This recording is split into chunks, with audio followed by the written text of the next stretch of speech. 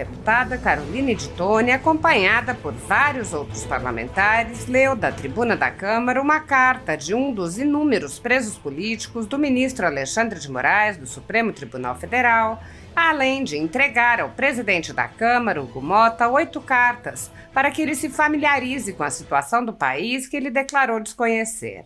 Após ler a carta, a deputada disse: "Anistia já! Não só em nome da Débora, mas das centenas de Déboras que temos hoje no país. Nós clamamos, presidente Hugo Motta, pela anistia já e faremos aqui a entrega de 8 dessas cartas. Mas ao longo das semanas, todos os líderes, o deputado Sóstenes, o deputado Zucco, eu e todos os parlamentares passaremos a usar esta tribuna para relatar essas centenas de casos dessas vidas humanas que importam. E é por isso que falamos anistia já."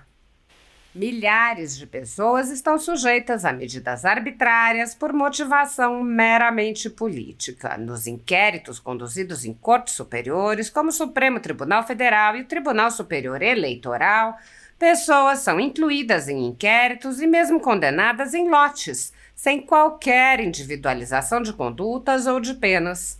Com a mera inclusão em inquéritos ainda, as pessoas ficam sujeitas a medidas cautelares sem previsão legal, sem prazo e sem qualquer respeito aos direitos e garantias fundamentais previstos na Constituição brasileira e em tratados internacionais dos quais o Brasil é signatário. Na conjuntura jurídica atual do Brasil, muitas pessoas estão sendo tratadas como subcidadãos e subhumanos, sendo perseguidas implacavelmente por medidas judiciais invasivas e arbitrárias, sem direito razoável ao contraditório e à ampla defesa, pelo simples motivo de terem manifestado apoio ao ex-presidente Jair Bolsonaro, por expressarem suas opiniões, são alvo de CPIs, de inquéritos secretos conduzidos pelo ministro Alexandre de Moraes no Supremo Tribunal Federal, ou são vítimas de medidas arbitrárias, como prisões políticas, apreensão de bens, exposição indevida de dados, entre outras.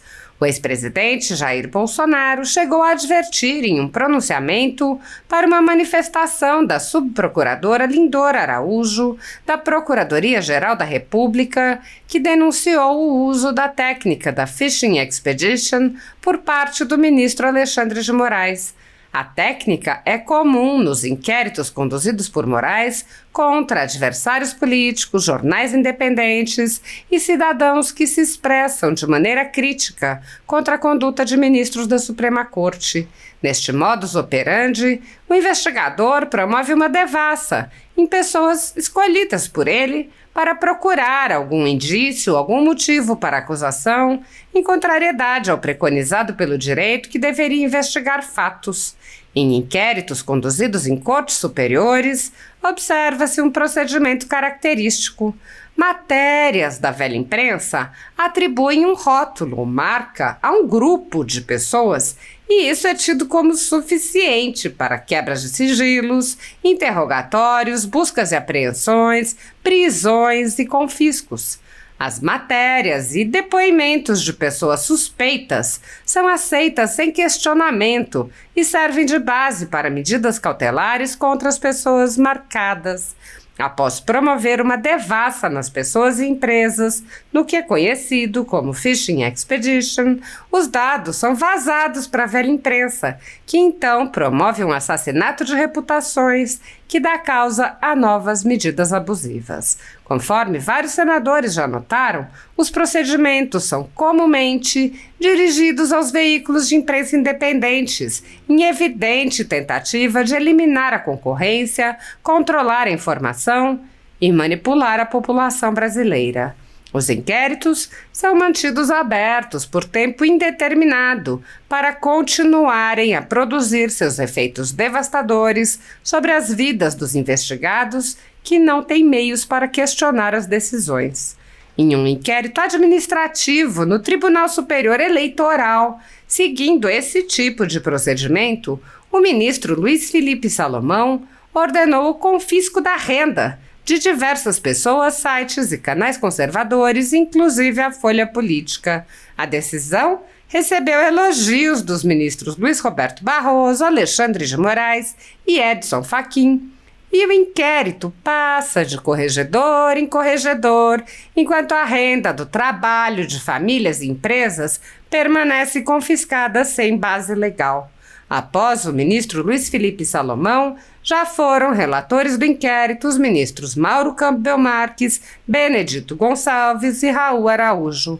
A atual relatora é a ministra Isabel Galotti. A decisão não discrimina os conteúdos e atinge a totalidade da renda dos sites, com o objetivo de levar ao fechamento dos veículos por impossibilidade de gerar renda.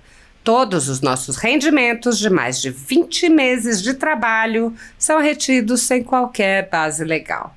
Se você apoia o trabalho da Folha Política e pode ajudar, doe qualquer valor através do Pix, utilizando o QR Code que está visível na tela ou o código ajude@folhapolitica.org.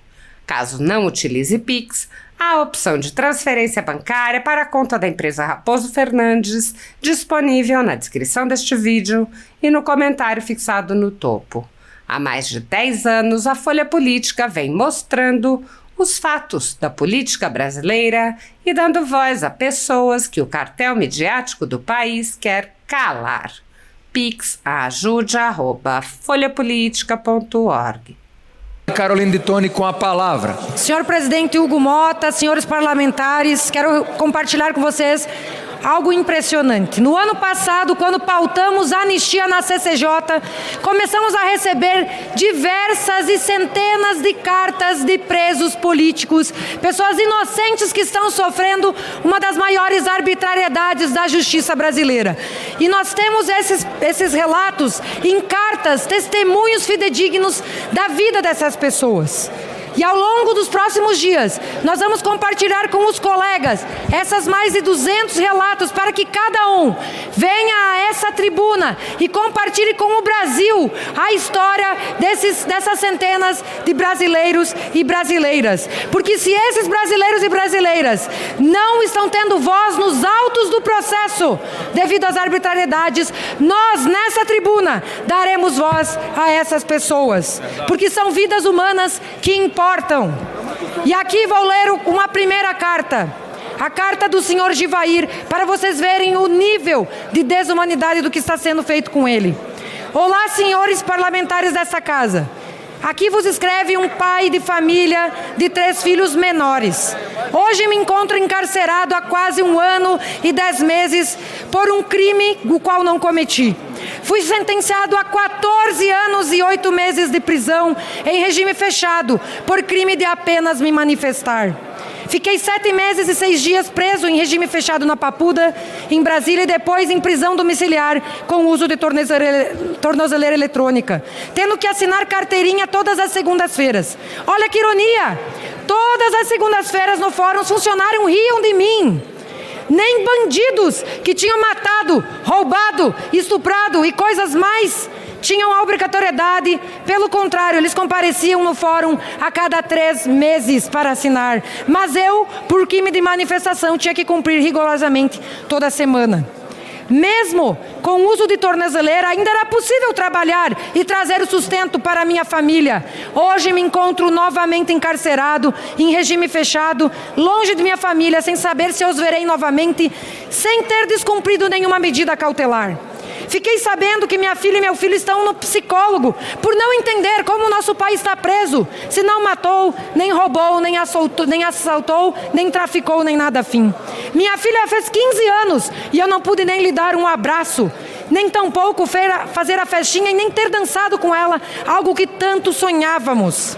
Tenho 51 anos de idade, já passei 2 aniversários e lembrando, sem ter cometido crime passível de tanto rigor da lei. Hoje estou aqui e vi um homem sair pela porta da frente, após 1 ano de prisão. Ele tirou 3 vidas inocentes. E também vi outro sentenciado a 12 anos de prisão por ter tirado uma vida a sangue frio. Ou seja, pelo que entendi, o crime de manifestação é mais rigoroso, mais grave do que tirar uma vida humana. A anistia, meus amigos, trará justiça aos presos políticos de 8 de janeiro. Hoje não é somente um preso político que está escrevendo a todos vocês, mas sim um esposo, pai, alguém que ama muito a sua família e clama pela legalidade da justiça em nossas vidas. Aos que ainda não se manifestaram a favor da anistia, pensem em seus filhos, netos, esposas, maridos e pais, se estivessem em nosso lugar. Isso não se trata de política, mas sim de justiça e humanidade. A anistia trará a nossa liberdade, dignidade, as nossas vidas de volta para junto do convívio dos nossos familiares. Nossa liberdade está em vossas mãos. A anistia já, e não só em nome da Débora, mas das centenas de Déboras que temos hoje no país. Nós clamamos, presidente Hugo Motta, a anistia já, e faremos aqui a entrega de 8 dessas cartas, mas ao longo das semanas, todos os líderes Sóstenes, o Zuco, eu e todos os parlamentares passaremos a usar essa tribuna para relatar essas centenas de casos dessas vidas humanas que importam, e é por isso que falamos. Anistia já! Anistia já! Anistia já! Anistia já! Anistia já! Muito obrigado, presidente. Isso aí, muito bom.